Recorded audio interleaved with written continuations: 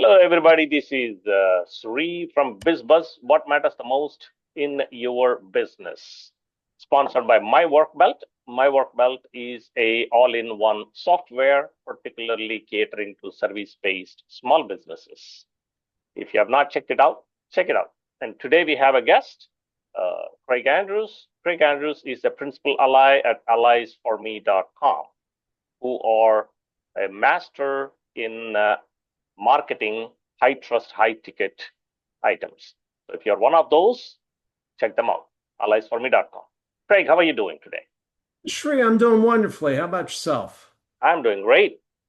Now, Craig, as we were talking in the green room, all right, so the topic is technology is evolving much more rapidly than how the technology evolved 20, 30 years ago, right?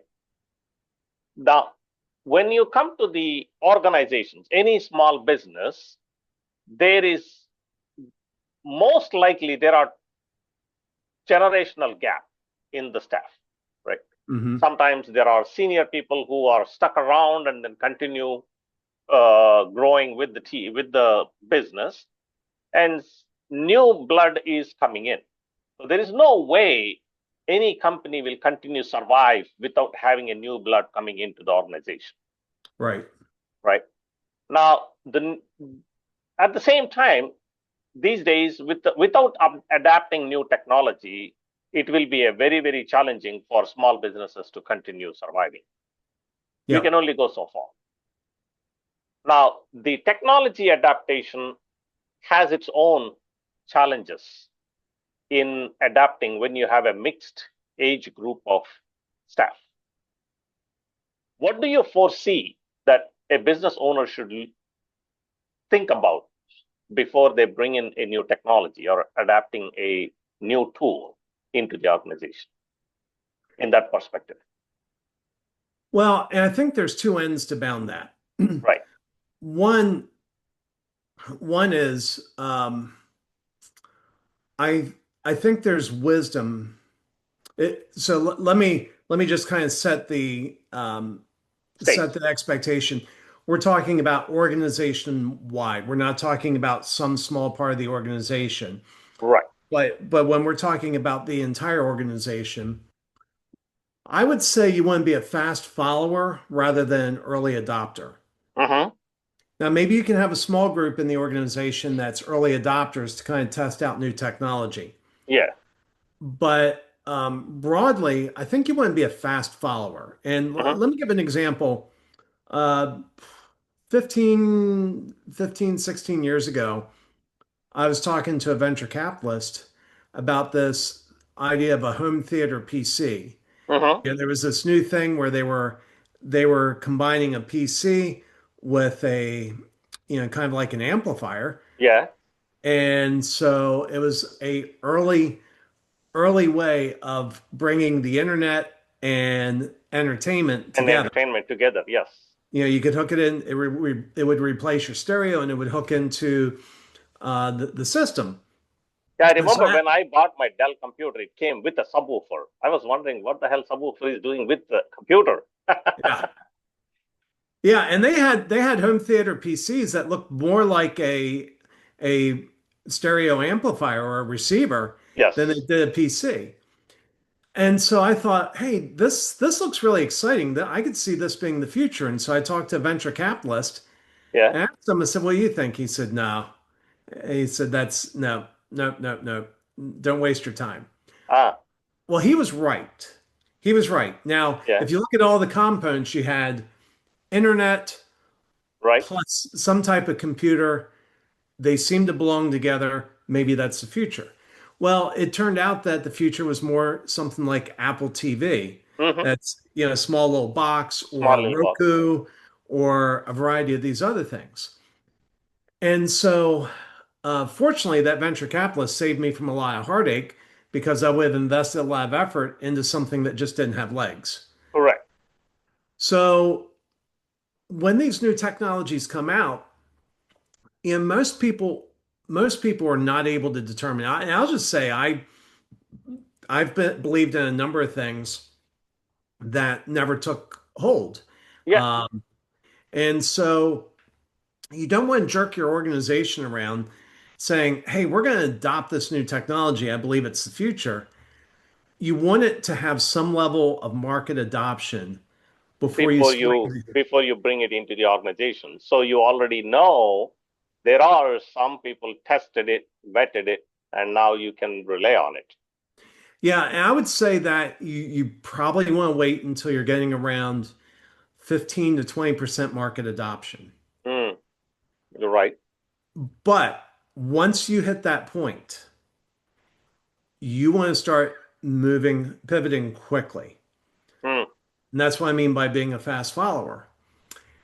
And this is where I would say, and this is going to sound harsh, once you reach that point, once you hit 20%, and there's very specific reason I'm using that number.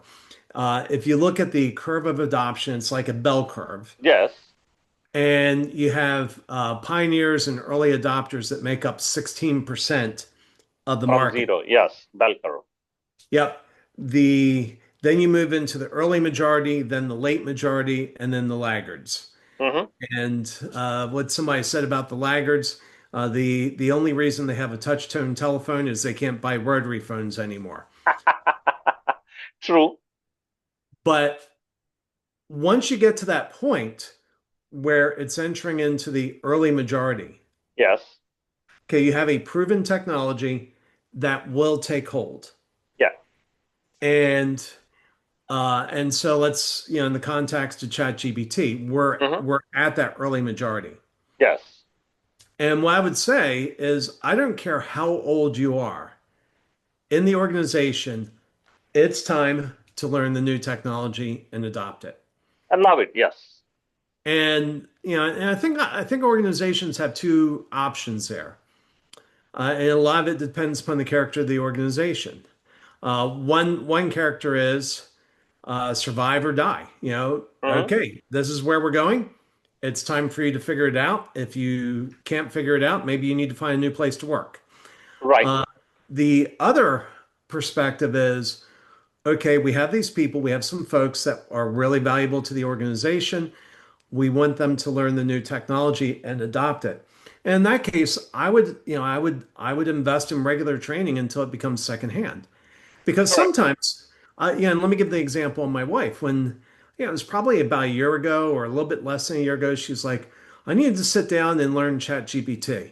Mm. Well, she has this view of, hey, I know this is coming. This is some type of technological hurdle. And I said, do you know how to have a conversation? She said, of course. I said, well, then you have what it takes to use ChatGPT. Yeah. And, for you or me, it's not a big deal. We sit down, we use it. For my wife, there was kind of the barrier, and she wasn't using it. Right. Now, there are a lot of folks in the market having that barrier. Yeah. And so what I ended up doing was I just showed her, hey, here's how it works. Here's how easy it is. And once she saw that and she tried it a few times herself, she picked it up and now she uses it regularly. Yeah, it's exactly the same experience I have. My wife went through the same concern, but when I showed her, here you go, this is, I took her resume as an example, right?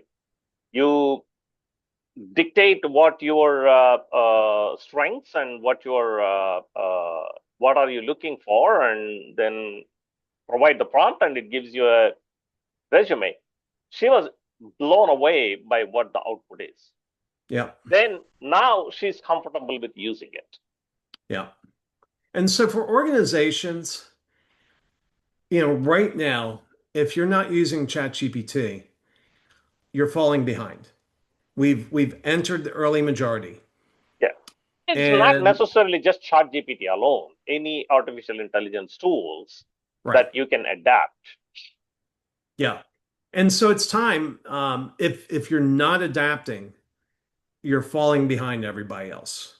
Right. And this is not experimental. It's here. Nobody questions whether it's going to be No, here. no. It is gotten to a point of all these AI tools are going to be here.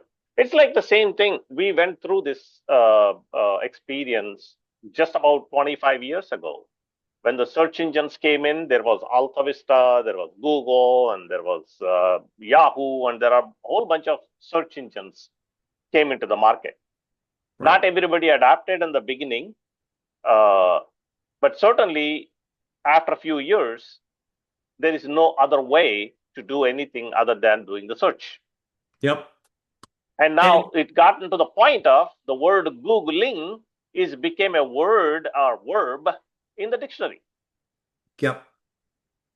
And something I see, so that technology has been out for, and let's say that Google became mainstream somewhere around 2010. I mean, it was obviously out before then, but let's say broad market adoption.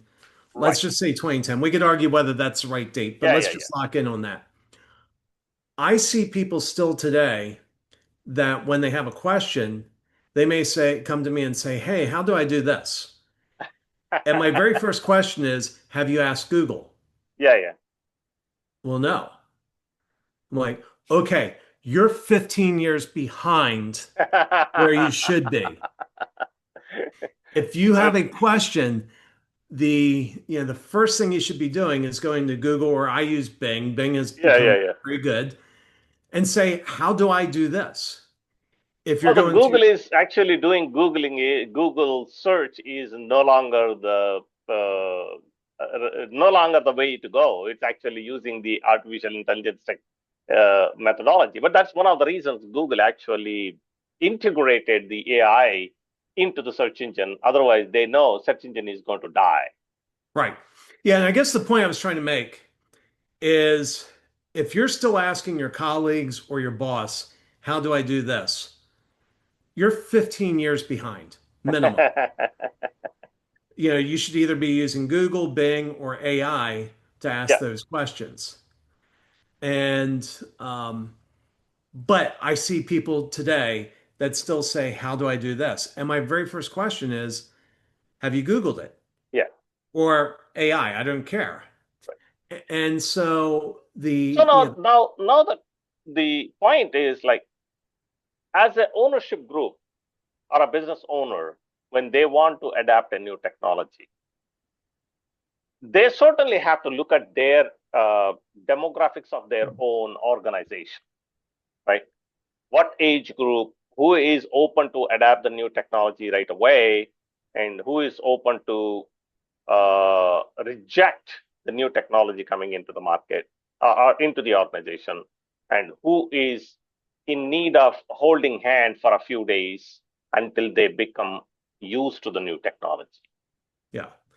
And I would say um, for those that need a little bit of hand holding, that's where you start putting training in place. And maybe you take an hour a week or 2 hours a week and you just Correct. hold training.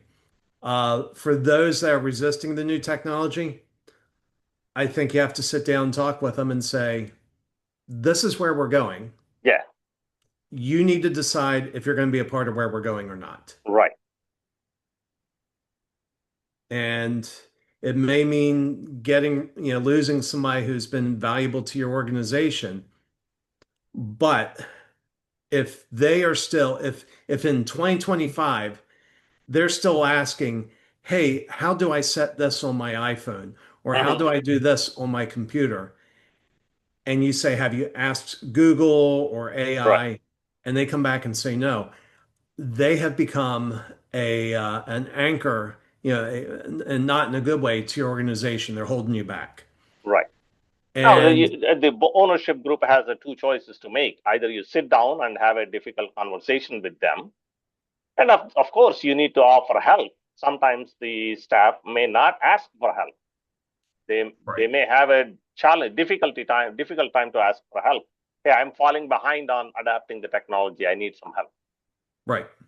But Yeah, and if it has to be the option has to be given to them to say no before you have a hard time, hard discussion with them, isn't it? yeah, absolutely. I mean, if somebody's willing to learn and adapt, and they're a good employee, work with them all day long. Yeah, And you could have it, be Technology Tuesday.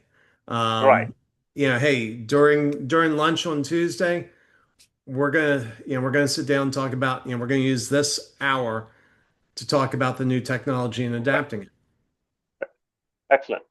Great. Thank you very much for joining me today. And I always enjoy having our dialogue and greatly appreciate your inputs. And those who are in the market, small business community, please I hope let us know in the comments if you have taken anything from our episodes and subscribe and share the content. Craig, thank you very much for joining me today. I enjoy talking to you and greatly appreciate your inputs. Oh, thank you, Shree. It's a delight as always.